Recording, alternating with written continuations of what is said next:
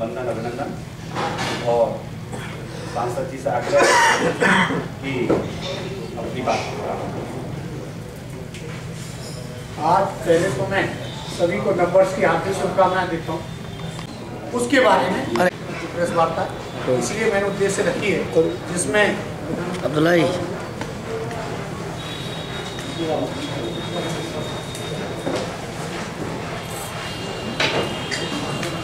जिसमें मैं दूसरा हमारी जो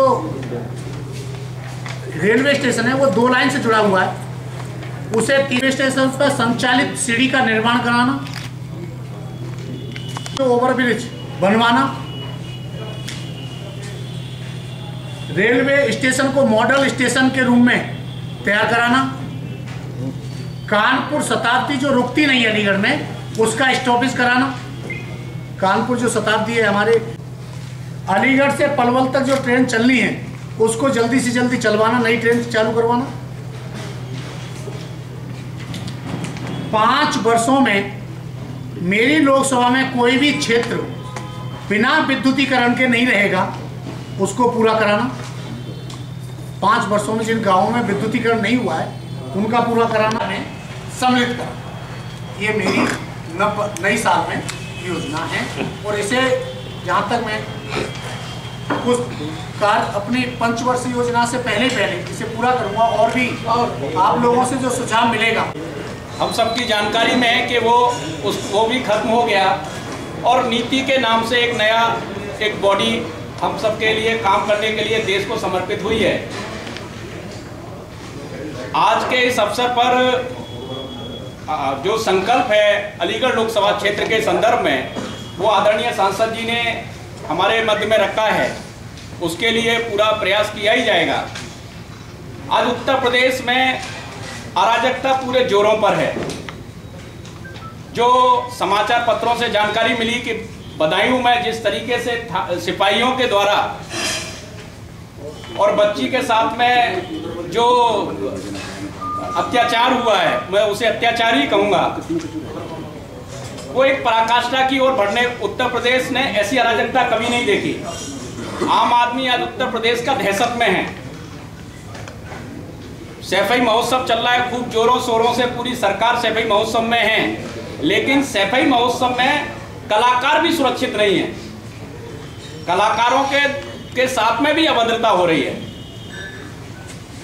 और जिस तरीके से अलीगढ़ में पूर्व गृह राज्य मंत्री की सब समाचार पत्रों ने उसे अच्छा आज भी उसमें खबर में पढ़ रहा था, इससे ज़्यादा दुखद कुछ नहीं हो सकता कि शहर के बीचों बीच में एक परिवार को पूर्व गृह राज्य मंत्री की पत्नी को पलायन करने को मजबूर होना पड़ रहा है।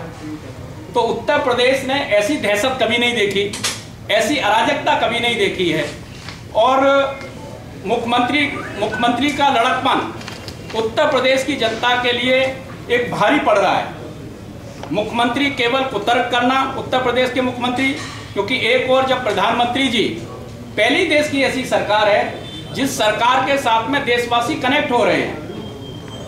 स्वच्छता अभियान पूरा देश के सभी लोग लगे हुए हैं, लोग भागीदार हो रहे हैं। और जिस तरीके से जब वो सदन में पहली बार गए और सदन को प्रणाम किया, तो आज काम के प्रति लोगों के अपने काम के प्रति ऐसा दायित्व बोध हुआ है देश में कि सब लोग अपने कार्यस्थल को मंदिर मान के पूज रहे हैं। और मुख्यमंत्री स्वच्छता अभियान के बारे में, क्योंकि वो उत्तर प्रदेश में व्यवस्थाएं नहीं दे पा रहे हैं, तो वो कुतर्क कर रहे हैं। ऐसे उनके कुतर्कों की भी सीमा ऐसी चली जा रही है कि ऐसा लगता है कि कोई लड़का लड़कपन में जो बातें करता है, तो जो एक युवा के अंदर जो जोश चाहिए था, जोश के साथ में जो संजीदगी चाहिए थी, उस संजीदगी का अभाव है। तो उत्तर प्रदेश में भारतीय जनता पार्टी का सदस्यता अभियान चल रहा है इस समय, और मुझे ये कहते हुए बड़ा गर्व महसूस हो रहा है कि उत्तर प्रदेश में भारतीय जनता पार्टी सदस्यता के लिहाज से देश में जो भारतीय जनता पार्टी की सदस्यता है उसमें नंबर 1 बना है। नंबर 1 बना है। अलीगढ़ में, अलीगढ़ जिला और महानगर में अच्छी सदस्यता हो रही है। और अभी 3 दिन का हम लोगों ने खराब मौसम था, कोहरा था, उसके बावजूद बूथ चलो महाअभियान लिया, वो एकदम सफलतापूर्वक गया। हमारा सभी बूथों पर सदस्य बने हैं। और ये देखिए, सबसे तो पहले आप लोगों को नववर्ष में बधाई देना।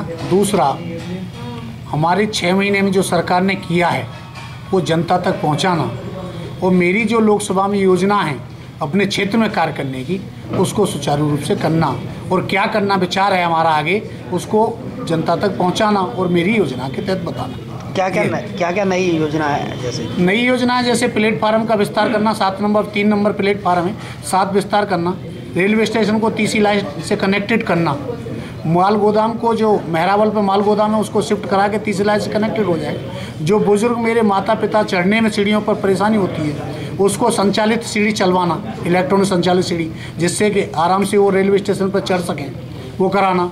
दूसरा, कुछ रोडों की जो दुर्दशा है जैसे सोमनाथ से खैर रोड, दोरऊ से चंडोस पिसावा रोड, छर्रा से सांकरा रोड और अलीगढ़ से पलवल रोड को NH घोषित कराना, खैर और जट्टारी का बाईपास बनवाना, ये योजना है।